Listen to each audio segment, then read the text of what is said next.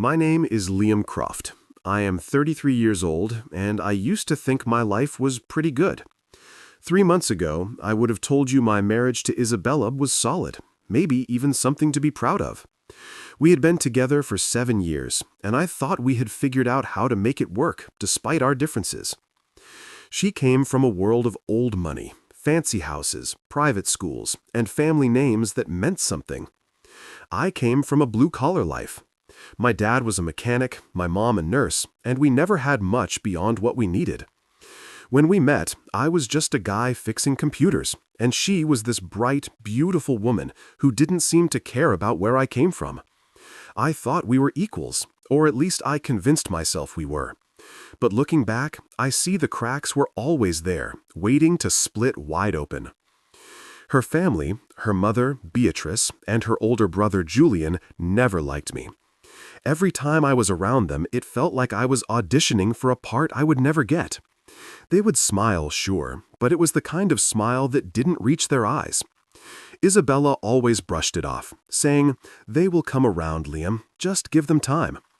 I wanted to believe her. I really did. But 7 years is a long time to wait for people to stop treating you like dirt under their polished shoes. Things had been tense for a while. Little arguments here and there, but nothing I couldn't handle. That is, until the annual family reunion up in New York. It was supposed to be a weekend of bonding, a chance to smooth things over. Isabella begged me to go, said it would be different this time, that her family would see me for who I was. I was not thrilled about it. Honestly, I would rather have stayed home and fixed a dozen broken laptops than face her relatives again, but I went for her. The estate was this huge colonial house perched on a cliff, all steep staircases and cold, echoing rooms. It was beautiful in a way that made you feel small, like you did not belong unless you were born into it. From the moment we arrived, I could feel the weight of their stares. Beatrice greeted me with a handshake so limp I barely felt it, and Julian smirked like he knew something I did not. The whole weekend stretched out in front of me like a test I had not prepared for. And I was not wrong. Every conversation was a minefield. I would say something simple, like how nice the weather was, and Beatrice would correct me, saying it was unseasonably warm for this time of year, as if I had insulted the family by not knowing. Julian would chime in with some backhanded comment about my job, asking if I had ever thought about moving up in the world. I would laugh it off, try to keep the peace, but inside I was boiling. Isabella kept telling me to relax, that they did not mean anything by it, but I could see it in her eyes. She knew they did. By the second day, I was counting the hours until we could leave. I kept my head down, stayed polite, but it was like trying to hold water in my hands. It just kept slipping away. Dinner that night was the breaking point. We were all gathered around this long, polished table, candles flickering, silverware clinking, and I thought maybe I could make it through without a fight. Isabella squeezed my hand under the table like she was rooting for me, and for a second I felt okay. But then Julian started in again, louder this time, and Beatrice joined him, picking apart everything from the way I sat to the shirt I had picked out. I could feel the room closing in, all those eyes on me, waiting for me to mess up. I do not know why I thought it would be different. Maybe I was just tired of pretending it did not hurt. Maybe I wanted to prove something to them, to Isabella, to myself. Whatever it was, it set the stage for everything that came after. And by the end of that weekend, I was not the same man who had walked through those doors. That reunion was not just a family gathering. It was the start of a storm I did not see coming, one that had been brewing quietly for years. My name is Liam Croft, and I have never been good at hiding how I feel, especially not that night at the reunion. The family estate up in New York was like something out of a movie. Big, old, and cold, with its cliffside view and endless staircases winding up to rooms I was not allowed to see. Isabella had dragged me there, promising it would be different this time, that her family would finally ease up on me. I did not believe her, not really. But I went anyway because I loved her and because I kept hoping she would be right one day. The whole place smelled like money and judgment, and from the minute we pulled up, I knew I was in for it. Julian, her older brother, was waiting by the front door with that smirk of his, like he had already won some game I did not know we were playing. Beatrice, her mother, swept out in a cloud of perfume and gave me a look that said I had tracked mud on her perfect floors, even though my shoes were clean. I tried to shake it off, told myself it was just a couple of days, but every step I took in that house felt like I was walking deeper into a trap. Isabella kept whispering to me, "Just smile, Liam, they will warm up." But her voice sounded more desperate than sure. Dinner was the real test, though. We all sat down at this massive table, the kind you see in pictures of royalty, with candles and crystal glasses and more forks than I knew what to do with. I dressed up, put on a tie even though I hate them, because I wanted to fit in, or at least not give them an easy target. The food came out, fancy stuff I could not pronounce, and I kept my mouth shut, nodding along while they talked about people and places I had never heard of. Then Julian started in. "So, Liam," he said, leaning back in his chair like he owned the world, "still tinkering with those computers. Must be nice to have such a simple life." His tone was all sharp edges, and a few of her cousins snickered. I forced a laugh, said something about how I liked my work, but he did not let up. "Ever think about doing something more ambitious?" he asked, and I could feel Beatrice's eyes on me, waiting for me to trip over my answer. I mumbled something about being happy where I was, and Isabella squeezed my knee under the table like that was supposed to help. It did not. The room kept buzzing with their chatter, and I felt like a ghost, just there, not really part of it. Then I got this idea to give a toast. I do not know why. Maybe I thought it would show them I was not some outsider, that I belonged at that table with my wife. I stood up, cleared my throat, and started talking about gratitude, about how lucky I felt to be part of their family. I kept it short, simple, nothing fancy. But halfway through, her cousins started laughing.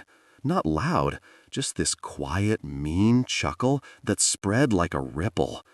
My face burned, and I stopped, looking around at all those faces, some amused, some bored, none of them on my side. I raised my voice, not yelling, just firm, and said, "I am serious. I mean this." The laughter died, and the room went dead quiet. I thought maybe I had gotten through, that they had heard me for once. But then Beatrice stood up, slow and deliberate, like she was about to deliver a verdict. "We do not tolerate tantrums at this table, Liam," she said, her voice cold. Tantrums? Like I was a kid throwing a fit instead of a man trying to say something real?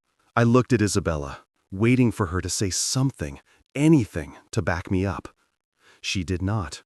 She just stared at her wine glass, swirling it like it held all the answers. My chest tightened, and I sat back down, the silence pressing in on me. The rest of dinner dragged on, forks scraping plates, voices picking up again like nothing happened. But I was done. I could feel it in my gut. This was not just another bad night. It was the start of something breaking. Julian smirked across the table. Beatrice sipped her drink, and Isabella would not meet my eyes. I had tried to reach out, to build a bridge with that stupid toast, and they had burned it down before I could finish. I kept my mouth shut after that, nodding when I had to, but inside I was raging. Not loud, not wild, just this steady, growing heat I could not shake. I had spent years taking their jabs, swallowing my pride, telling myself it was worth it for her. But sitting there, watching her choose her wine over me, I started to wonder how much more I could take. The night ended with polite goodbyes and fake smiles, and I followed Isabella up to our room, the weight of that moment still hanging over me. I did not know it yet, but that toast, gone cold, was the first crack in a wall I had been holding up for too long. My name is Liam Croft, and I have never been one for big blowouts. But that night, after dinner at the reunion, I could not keep it in anymore. We had made it back to the guest room. Isabella and I were sharing some fancy setup with a 4-poster bed and curtains that probably cost more than my car. The door clicked shut behind us, and I just stood there for a second, staring at the floor, trying to figure out how to say what I had been holding back for years. My tie was choking me, so I yanked it off and tossed it on the chair. The whole night was replaying in my head. Julian's smirks, Beatrice's cold dismissal, and Isabella sitting there like a statue while her family laughed at me. I turned to her, and she was already perched on the edge of the bed, arms crossed, looking at me like I was the one who had done something wrong. "What was that, Liam?" she asked, her voice low but sharp, like she was scolding a kid. I took a deep breath, trying to keep my cool, and said, "I have had enough, Isabella. I am done with this." She rolled her eyes, and that little move lit a fire in me. "You are too sensitive," she said, like it was some fact I should have known by now. "They were just joking. You did not have to make a scene." A scene? I had not yelled, had not thrown anything, just raised my voice to finish a toast they had turned into a punchline. I stepped closer, hands clenched at my sides, and said, "I am your husband, not their punching bag. I have been taking their crap for years, and you never once stand up for me." She did not flinch, just kept those arms crossed tight, her face all calm and collected like she had rehearsed this. "You do not get it," she said. "This is how they are. You just have to deal with it." Deal with it. 7 years of snide comments, fake smiles, and tests I could not pass, and she thought I should just keep swallowing it. My voice stayed low, but it was shaking now. "I should not have to deal with it. You should have had my back down there. Instead, you let them treat me like I am nothing." She sighed, long and dramatic, like I was exhausting her. "You are blowing this out of proportion," she said, and I could hear her mother in her tone, that same superior edge. That is when I lost it. Not loud, not wild, just this quiet snap inside me. "No, Isabella," I said, "I am not. I am done pretending this is okay. I am done being the guy they kick around while you watch." Her eyes narrowed, and she stood up, finally dropping those crossed arms. "You have 2 options, Liam," she said, her voice hard now. "Apologize or leave." I froze. The room went so still I could hear the wind rattling the old windows. Apologize? For what? For trying to say something real? For wanting my wife to care? I stared at her, waiting for her to take it back, to soften, to show me she did not mean it. But she just stood there, chin up, like she had drawn a line and dared me to cross it. I had spent years fighting for us, arguing my case to her family, proving I was good enough, begging her to see me as more than the guy they did not want her to marry. And now she was giving me an ultimatum like I was the one who had failed. My chest hurt, this deep, heavy ache, but my head was clear for the first time in a long time. I did not yell back. I did not beg her to change her mind. I just looked at her, really looked, and saw someone who had chosen them over me. Again. "Okay," I said, my voice steady even though I felt like I was breaking. She blinked, like she had not expected that, but I did not give her time to respond. I turned, grabbed my duffel bag from the closet, and started packing. Not everything, just what I needed. A few shirts, my jeans, my toothbrush. She watched me, silent now, and I could feel her eyes on my back, but she did not say a word. No wait, no let's talk, nothing. I zipped the bag, slung it over my shoulder, and walked to the door. My hand was on the knob when she finally spoke. "You are really doing this?" she asked, And there was a crack in her voice, but it was not enough to stop me. I did not turn around. "Yeah," I said, "I am." And then I walked out. The hallway was dark, the house quiet, except for the faint hum of voices downstairs. I moved fast down those stupid winding stairs, past the portraits of her ancestors staring at me like they knew I did not belong. My truck was parked out front, and I threw my bag in the back, climbed in, and started the engine. The headlights cut through the night, and I drove off, the estate shrinking in my rearview mirror. I did not know where I was going yet, just that I was not staying. My hands gripped the wheel tight, and my heart was pounding. But I did not feel trapped anymore. I had spent so long trying to fit into her world, bending myself to make it work. And in that moment, I realized I did not have to. She had given me a choice: apologize or leave. And I had picked the one she did not think I would. The road stretched out ahead, empty and black. And for the first time in years, I felt like I could breathe. My name is Liam Croft, and I did not look back after I left that big, cold house on the cliff. The truck's engine rumbled under me as I drove away from the reunion, away from Isabella and her family, away from 7 years of trying to be someone I was not.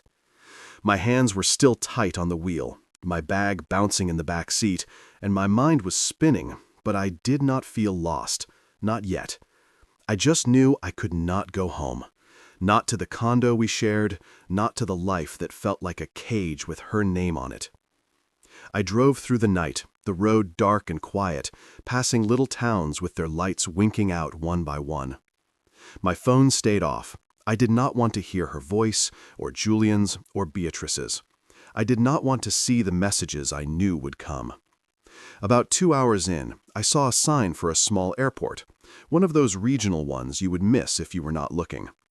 It was not much, barely more than a strip of runway and a low brick building, but something about it pulled me in. I parked the truck, grabbed my bag, and walked inside. The place was half asleep, just a bored guy at the counter and a couple of vending machines humming in the corner. I did not have a plan. I did not even know where I wanted to go. But when I got to the desk, I asked, "What is the next flight out?" The guy barely looked up, tapping at his computer. "Got one to Oregon in 40 minutes. One way is $200. Oregon? I had never been there, never even thought about it much. But it sounded far. Far from New York, far from her family, far from the mess I had just walked out of. "I will take it," I said, pulling out my card. He shrugged, printed the ticket, and handed it over like it was no big deal. To him, it was not. To me, it was everything. I sat on a hard plastic chair near the gate, my bag at my feet, watching the clock tick down. My heart was still racing, but it was not fear. It was something else. Something like relief mixed with a kind of wild energy I had not felt in years. The plane was small, one of those puddle jumpers with tight seats and a single aisle. But I did not care. I squeezed in next to a window, buckled up, and stared out at the dark runway. When the engines roared and we started rolling, I felt the ground slip away, and with it, all the weight I had been carrying. Up there, 20,000 feet in the air, it was just me and the hum of the plane. No voices telling me what I should do, no eyes judging me for what I was not. I kept my phone off the whole flight. I did not even check it when we landed. I did not want to know if Isabella had called. I did not want to hear her ask why I had left or tell me to come back. The airport in Oregon was bigger, but still quiet, the kind of place where people move slow and don't ask questions. I rented a car with cash, a beat-up sedan that smelled like old coffee, and drove toward the coast. I did not have a map, just a vague idea of heading west until I hit water. The sky was starting to lighten by the time I got there, gray and soft with the promise of morning. I found a cheap motel near the beach, the kind with peeling paint and a neon sign that flickered. The lady at the desk did not care who I was or why I was there. She just took my money and gave me a key. The room was small, a bed, a chair, a sink with a cracked mirror, but it was mine, at least for now. I dropped my bag, kicked off my shoes, and sat on the edge of the mattress, listening to the faint sound of waves outside. My hands were shaking a little, not from cold, but from the rush of it all. I had done it. I had walked out, bought a ticket, and landed halfway across the country with no plan and no apologies. Part of me wondered what Isabella was doing right then. Had she told her family yet? Were they laughing about it, saying they knew I would crack eventually? I could picture Beatrice shaking her head, Julian smirking, and Isabella sitting there, maybe confused, maybe mad, but probably not chasing after me. She had given me that ultimatum, apologize or leave, and I had picked the door she did not think I would take. I lay back on the bed, staring at the stained ceiling, and let the quiet sink in. No one knew where I was. No one could reach me. For the first time in years, I was not answering to anybody. Not her, not her family, not even myself, in that old, pleading way I used to. The air smelled like salt and freedom, and even though I did not know what came next, I knew I was not going back. Oregon was a blank slate, a place where I could breathe without someone telling me I was doing it wrong. I closed my eyes, the sound of the ocean seeping through the thin walls, and thought, this is it. This is mine. The one-way ticket was not just a flight, it was a line I had drawn, and I was not crossing back over it. My name is Liam Croft, and those first couple of days in Oregon felt like I had stepped out of my own life and into someone else's, a better one, a quieter one. I woke up in that cheap motel room with the cracked mirror and the sound of waves sneaking through the window. And for the first time in years, I did not feel like I had to explain myself to anybody. My phone was still off, shoved deep in my bag, and I was not ready to turn it back on. I did not want to know what was waiting for me. Missed calls, texts, whatever Isabella or her family had to say. I just wanted the silence, and Oregon gave it to me. After a quick shower in that tiny bathroom, I grabbed my stuff and checked out, figuring I would find something more permanent. The lady at the desk did not even look up when I dropped the key, and I liked that. No questions, no fuss. I drove along the coast in that rented sedan, the ocean on my left, gray and endless, and the trees on my right, tall and green in a way I was not used to back east. It was beautiful, but not in a loud way, just steady, like it did not need to prove anything. I ended up in a small town, one of those places with a single main street and a handful of shops that looked like they had been there forever.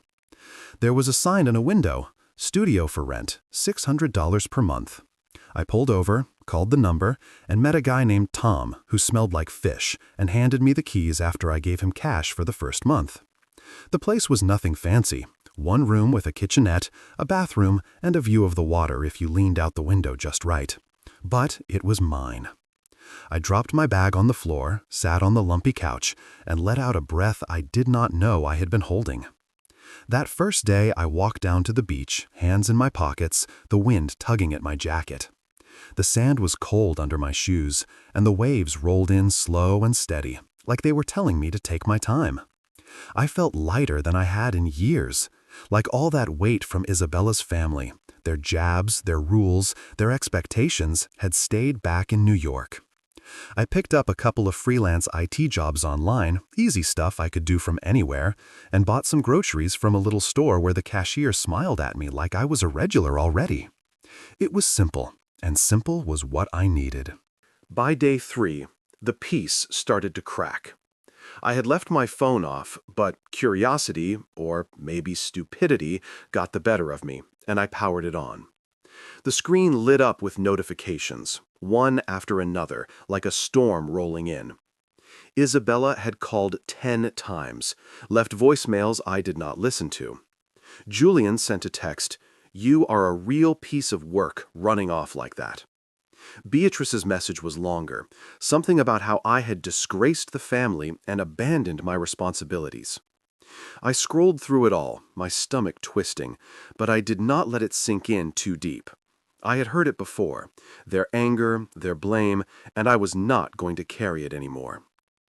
There were messages from my sister, too, worried ones, and a couple from my buddy David, just checking in. I would get back to them later, but not yet. I deleted the family group chats Isabella had forced me into, those endless threads of her cousins planning brunches and her mother sending passive-aggressive reminders about etiquette. My phone felt cleaner after that, like I had scrubbed off a layer of grime. The calls kept coming, though. Isabella, again, then Julian, then a number I did not recognize, but figured was Beatrice using someone else's phone. I did not answer. I did not need to hear the panic or the rage. I did not need to know if they were cursing me or crying. I already knew the script. I was the bad guy, the quitter, the one who could not handle it. Fine, let them think that. I sat down at the little table in my studio, opened my laptop, and typed an email to Isabella. It was not long, just a few lines. I am safe. I am not coming back. If you need to contact me, speak to my lawyer. I did not have a lawyer yet, but I would get one soon enough. I hit send, shut the laptop, and leaned back in the chair, staring at the ceiling. No apology, no excuses, no room for her to argue. That was it. The last thing I would say to her for a while. Maybe ever. The phone buzzed again, but I turned it off and tossed it on the couch. Outside, the sky was turning pink over the water, and I stepped onto the tiny balcony, breathing in the salty air. I could hear seagulls and the low hum of a boat somewhere far off. This was my life now. Quiet. Mine. No one else's rules. I did not know how long it would last, did not know what they would do next. But for those first 48 hours, I had found something I had not had in years. Peace. Silence was not just the absence of noise. It was the absence of their voices, their demands, their judgment. I had walked away, and I was not looking back. The waves kept rolling in, steady and sure, and I let them wash over me, drowning out the past, one crash at a time. My name is Liam Croft, and after a week in Oregon, I started to feel like the dust was finally settling. Not just around me, but inside me too. That little studio by the coast was home now, with its creaky floors and the salty breeze that slipped through the window every morning. I would wake up to the sound of waves, make coffee in the chipped mug I had bought from a thrift store, and sit at my table with my laptop, picking up freelance IT jobs to keep the bills paid. It was not glamorous, but it was mine, and that was enough. Back in New York, I could only imagine what they were saying about me. Isabella's family had a way of turning everything into a story where they were the victims and I was the villain who had stormed out and left them all in ruins. He abandoned us, I could hear Beatrice saying, her voice dripping with that fake hurt she was so good at. He was unstable, Julian would add, smirking like he had always known I would crack. He could not handle the pressure, Isabella might say, quiet and sad, like she was disappointed but not surprised. I did not have to guess too hard. I had lived with their judgment long enough to know how they would spin it. They would sit around that big table at the estate, sipping wine and picking me apart, convincing themselves I had been the problem all along. But I was not there to hear it, and that was the best part. I had people who saw it differently, though. My own witnesses, you could say. My sister, Emma, had watched me shrink over the years, trying to fit into Isabella's world. She would call me after every visit to their house, asking, "Why do you let them treat you like that?" I would shrug it off, tell her it was not a big deal, but she knew better. My best friend, David, was the same. He had been there from the start, back when Isabella and I were just dating, and he had seen me slowly disappear into the shadow of her family. "You are not yourself around them, man," he would say, and I would laugh it off. But he was right. They both had tried to warn me, in their own ways, that I was losing myself. And now that I was gone, I could feel it coming back.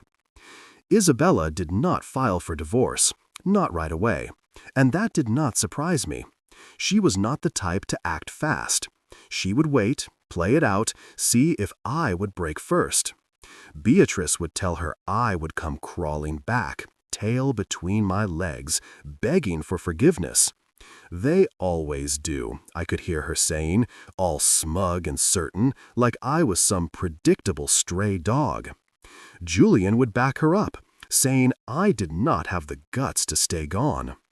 They would sit there plotting how long it would take me to crack, how many days before I showed up at the condo with an apology and a promise to behave.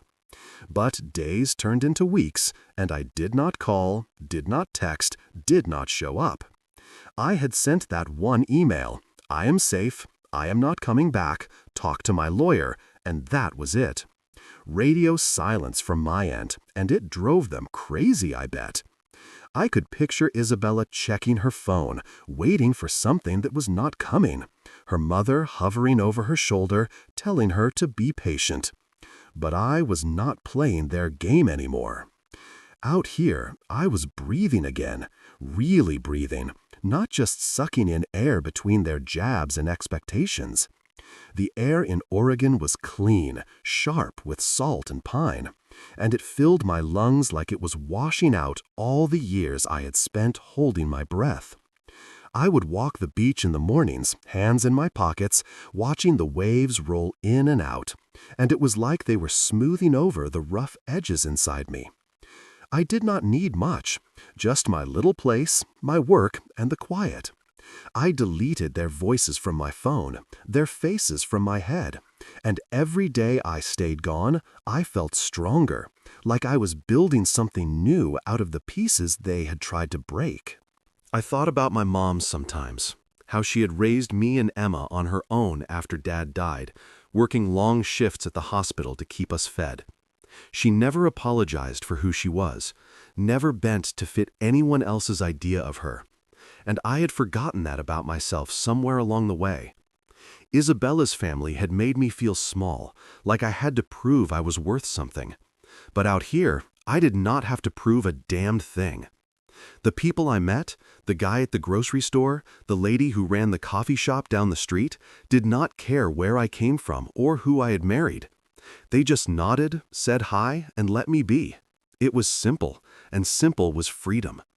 I kept my phone off most of the time now, only turning it on to check in with Emma or David, who had both cheered when I told them I had left. "About time," Emma said, and David just laughed, saying, "I knew you had it in you." They were my anchors, the ones who reminded me I was not crazy for walking away. Isabella could wait all she wanted. Her family could spin their stories, but I was not going back. The dust had settled, and I was still standing, stronger, quieter, and finally free. My name is Liam Croft, and 2 months after I landed in Oregon, I had to go back. Not to stay, not to fix things, just to get what was mine. I had been living light in that little coastal studio, working my freelance gigs, breathing the salty air. But there were things in the condo I could not leave behind forever. Not furniture or fancy stuff, Isabella could keep all that. But the small things that mattered. My mom's old books, a watch my dad gave me before he passed, a couple of photos of me and Emma when we were kids. Those were mine, legally and in every other way. And I was not letting them stay buried in her world. So I booked a cheap flight back to New York, rented a car at the airport, and drove to the condo on a gray Tuesday morning. The whole trip felt like walking into a memory I did not want to relive. The familiar roads, the hum of the city, the weight of it all creeping back. I did not tell anyone I was coming. Not Isabella, not her family, not even Emma or David. I wanted it quick and quiet, in and out before they could turn it into a fight. The condo looked the same when I pulled up. Sleek building, glass windows, the kind of place her money had picked out, not mine. I still had my key, and it turned in the lock easy enough, the door swinging open to that sterile, expensive smell I had never liked. The place was empty, or so I thought. Isabella's shoes were not by the door. Her coat was not on the rack. I let out a breath and got to work, pulling a couple of boxes from the closet and starting in the bedroom. I grabbed the books from my nightstand, the watch from the drawer, and a handful of clothes I did not mind taking. It felt strange being there without her voice in the background, without her eyes watching me like I was about to mess something up. I was halfway through packing when the door opened behind me. I froze, hands on a photo frame, and turned to see Isabella standing there. No warning, no call, just her, in that little coat her mother had given her, the one that cost more than my truck. She looked the same, dark hair pulled back, face calm, but her eyes were wider than usual, like she had not expected me. "Liam," she said, and her voice was soft, almost shaky. I nodded, keeping my hands busy with the box. "Just getting my stuff," I said, not looking at her too long. She stepped inside, closing the door, and stood there like she did not know what to do. "You really meant it," she said, and it was not a question. I nodded again. "Yeah." She moved closer, her boots clicking on the hardwood, and I could feel her trying to figure me out, like she always did. "We can fix this," she said, and her voice had that practiced tone, the one she used when she thought she could talk me into anything. I shook my head, slow and sure, and kept packing. "No, we can't." She went quiet then, and I thought maybe she would leave, but she did not. She just stood there, watching me fold a shirt, her arms crossed tight like she was holding herself together. "You did not even try," she said after a minute, and there was a bite to it now, a little of that anger I had been waiting for. I stopped, looked at her straight on, and said, "I tried for 7 years, Isabella. You did not." Her mouth opened, then closed, like she was not sure how to argue that. I went back to the box, stacking the photos, feeling the air get heavier between us. "You never fought for me," I said, keeping my voice steady even though it hurt to say it out loud. "You fought to keep me in place, to keep me quiet, to keep them happy, but you never fought for me." She flinched, just a little, and I saw something flicker in her eyes. Maybe guilt, maybe realization, but it was gone fast. "That is not fair," she said, but it sounded weak, like she did not believe it herself. I shrugged, taping up the box. "Maybe not, but it is true." I picked up the second box, started on the living room, some old records, a mug I liked, and she followed me, hovering, like she wanted to stop me but did not know how. "What am I supposed to tell them?" she asked, and I knew she meant her family. I did not look up. "Whatever you want. I do not care anymore." That hit her. I could tell because she went quiet again, longer this time. I kept moving, kept packing, and when I was done, I had 2 boxes and my bag, ready to go. She was still standing there, coat on, looking smaller than I had ever seen her. "Liam," she said, "one last try." But I shook my head again. "I am done, Isabella. Take care." I walked past her, out the door, down the hall to the elevator. She did not follow, did not call after me, and when the doors closed, I felt that weight lift again. I drove straight to the airport, shipped the boxes to Oregon, and caught the next flight out. Back on the coast, I landed under a sky full of stars, the ocean waiting for me like it always did. That last visit did not change anything. It just closed the door I had already walked through. She still did not get it, still thought it was about fixing something broken. But it was not. It was about letting go. My name is Liam Croft, and after I got back to Oregon from that last trip to New York, I started building something real. Not just a life, but a version of myself I had lost somewhere along the way. The boxes from the condo arrived a few days later, and I unpacked them slow, setting my mom's books on a shelf I had picked up from a garage sale, hanging the photo of me and Emma on the wall by the couch. The watch from my dad stayed in its box for now. I was not ready to wear it yet, but knowing it was there felt right. That little studio by the coast was starting to look like mine, not just a place to crash, and every piece I added made it feel more solid. I had been freelancing since I got here, fixing people's tech problems online, but I decided to push it further. I started advertising my services around town, handing out flyers at the coffee shop and the hardware store. Word spread quick, and soon I had steady clients, Small businesses mostly, who liked that I did not overcomplicate things or overcharge them. They did not care that I was not from some big-name family or that I had married into money they would never see. They just cared that I showed up and got the job done. It was a kind of respect I had not felt in years, and it built me up, brick by brick, into someone I could stand to look at in the mirror. The town was small, but the people were good, honest in a way Isabella's crowd never was. I met a guy named Pete at the diner one morning, a fisherman with hands like sandpaper, who would nod at me over his coffee like we had known each other forever. There was Sarah, who ran the coffee shop and always slipped me an extra muffin when I came in, saying, "You look like you could use it." They did not ask about my past, did not need to know my tax bracket or who I had been married to, and that was a relief I did not know I had been craving. I started hanging out with them more, grabbing a beer with Pete after his boat came in, helping Sarah fix her ancient computer when it crashed. They became my people, not because I forced it, but because it just happened, natural and easy. I got back in touch with Emma too, calling her one night after I had settled in. She picked up on the first ring, her voice bright and loud. "Liam, you are alive." I laughed, told her about the studio, the ocean, the work I was doing. She said she was proud of me, and I could hear the truth in it. She had been waiting for me to break free longer than I had. We talked about Mom and Dad, about how she was doing back home, and I promised I would visit soon. It felt good having her voice in my ear again, like a piece of my old self slotting back into place. I started hiking on weekends, following trails through the woods or along the cliffs, the kind of thing I had never had time for back east. The air was sharp, the views wide, and it cleared my head in a way nothing else did. One Saturday, I stopped by the local shelter on a whim and came home with a dog, a scruffy mutt with one ear that stuck up funny. I named him Scout after nothing in particular, just a name that fit. He would follow me everywhere, trotting along on walks or curling up by my feet while I worked.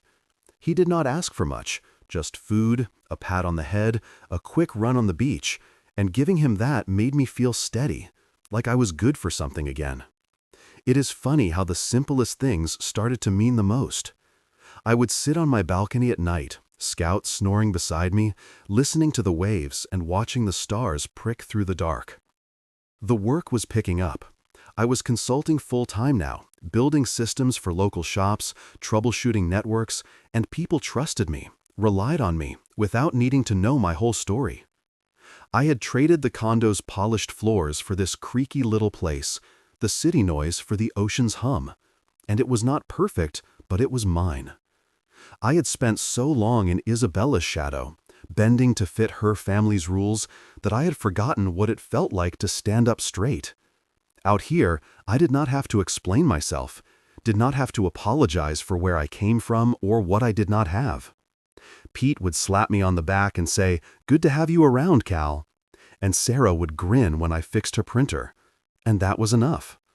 Scout would nudge my hand with his wet nose, and I would laugh, scratching his ears, thinking how easy it was to make him happy. I had found peace. Not the loud, dramatic kind, but the quiet sort that sinks in slow and stays. It was in the salt air, the steady rhythm of my days, the way I could hear myself think again.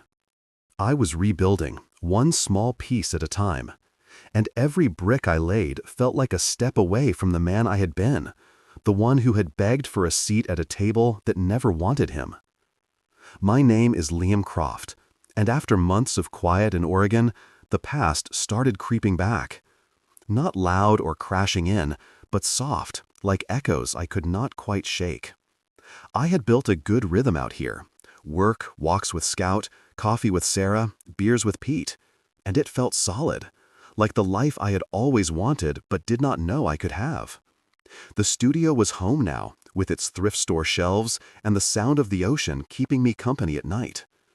I had stopped checking my phone for messages from Isabella or her family, stopped bracing for their next move. I thought I had left them behind for good.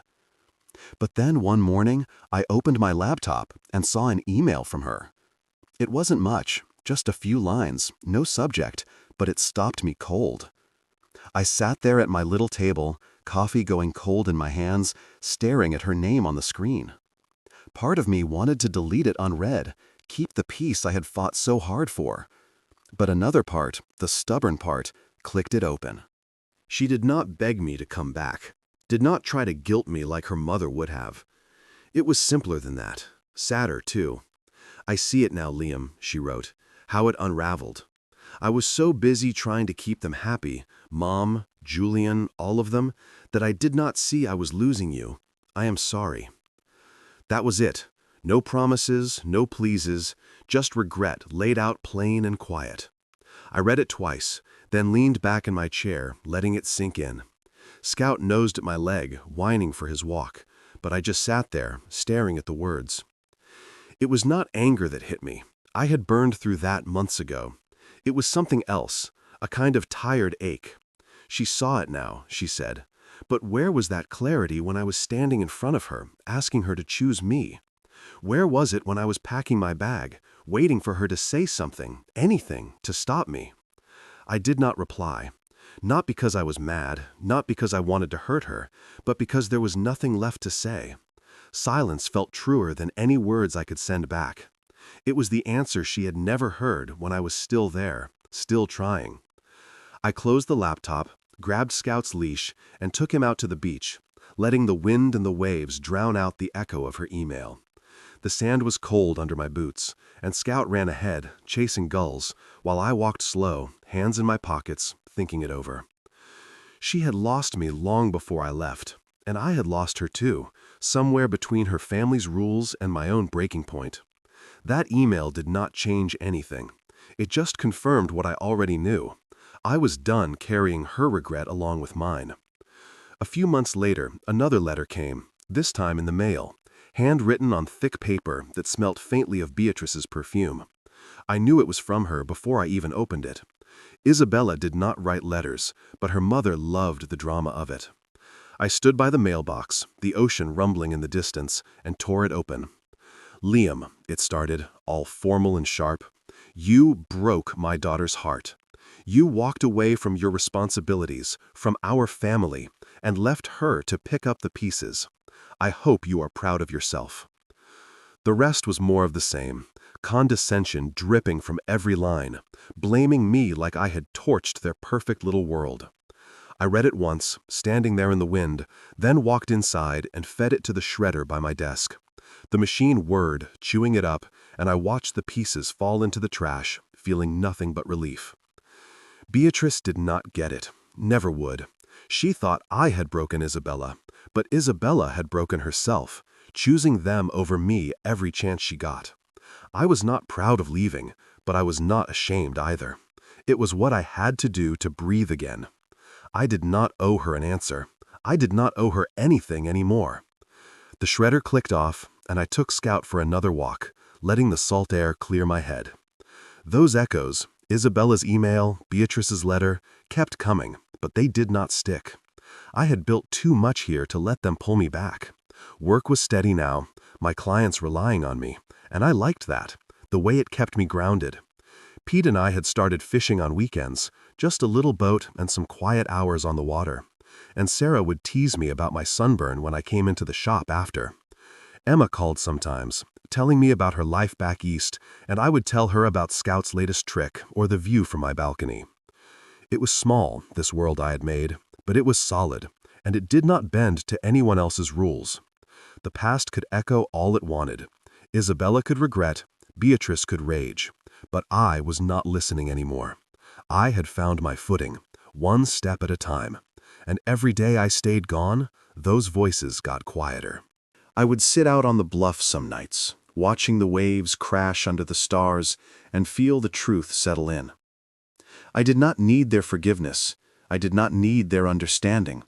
I had this: the ocean, the dog, the people who did not care where I had come from, and it was enough. My name is Liam Croft, and it has been a year since I walked out of that big house in New York. A year since I bought that one-way ticket to Oregon and decided to stop explaining myself. The divorce is final now. Papers signed, lawyers paid, all the loose ends tied up neat and clean. I live in a modest place on a bluff overlooking the Pacific. A step up from the studio, but still simple, with a porch where I can sit and watch the water stretch out forever. I wake up early most days, make coffee, and take Scout for a walk along the shore before I settle into work. Still in tech, still fixing systems and solving problems, but on my terms now. The air always has that salty bite to it, and the sound of the waves is a constant, like a heartbeat I have gotten used to.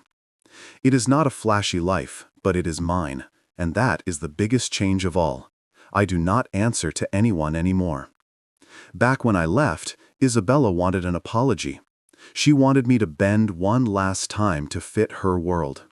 But I chose the ticket instead, and I have never looked back. The condo, her family, that whole suffocating mess, it is a memory now, fading a little more every day I spend out here. I think about it sometimes, how I spent 7 years trying to be what they wanted, twisting myself into knots to prove I was good enough. Her mother, Beatrice, with her cold stares and sharper words, Julian with his smirks and jabs, and Isabella, caught between them and me, always picking their side when it mattered. I used to wonder if I could have fought harder, stayed longer. But out here, with the ocean in front of me and Scout at my feet, I know I did the right thing. Leaving was not running, it was saving myself. The divorce took months to sort out, longer than it should have, because Isabella dragged her feet. She did not fight it outright, did not show up with lawyers screaming, but she stalled, missed deadlines, asked for extensions, like she thought I would change my mind if she waited me out. I did not. My lawyer handled most of it, and I kept my distance, sending emails when I had to, keeping it short and to the point. When the final papers came through, I signed them at my kitchen table, the pen scratching loud in the quiet, and felt a weight lift I did not know was still there. It was done. No more ties, no more claims. Just me and the life I built out here. I have my routines. Work in the mornings, hikes or fishing with Pete on weekends, coffee with Sarah when she is not swamped at the shop. Emma came to visit once, stayed a week, and we sat on the porch every night, talking about everything and nothing. She said I looked different, lighter, and I told her I felt it too. Scout has grown into himself. Still scruffy, but smarter now, and he is my shadow, follows me from room to room, sleeps by the door like he is guarding it. The people in town know me. Not my whole story, just the parts I share, and they do not ask for more. Pete calls me Cal, like it has always been my name. And Sarah started trusting me with the shop's books when her numbers don't add up. It is a community, not forced or fake, just people living their lives alongside mine. I do not explain myself anymore. Not to them, not to anyone. That is the real freedom. The thing I did not know I had lost until I got it back. Back in New York, I was always justifying why I did what I did, why I was not like them, why I deserved a seat at their table. Here, no one cares. I show up, I do my work, I crack a beer with Pete or toss a stick for Scout, and that is enough. I do not owe anyone my story. I do not have to prove I am worth something. Isabella's family thought love came with conditions. Obey, fit in, apologize when you step out of line. But I have learned it does not have to. Emma loves me because I am her brother. Pete because I am a friend. Scout because I am his person. It is simple, and simple is what I needed all along. I think about Isabella sometimes. I wonder what she is doing now that the papers are signed. Maybe she is still in the condo, still going to those family dinners, still trying to keep Beatrice happy. Her email from months back, the one about regret, sits unanswered in my inbox, and I have never felt the need to change that. She made her choice back then, picking them over me. And I made mine when I walked out. We're even now, in a way, both free to live how we want, just not together. I do not hate her. I do not even resent her anymore. It is just done. The Bluff is my home now, with its wide views and quiet nights. And every day I spend here, I feel more like the man I was supposed to be. I work hard, keep things easy, and let the ocean smooth out the rest. No apologies, no looking back. Just me, my dog, my people, in a life I built my way.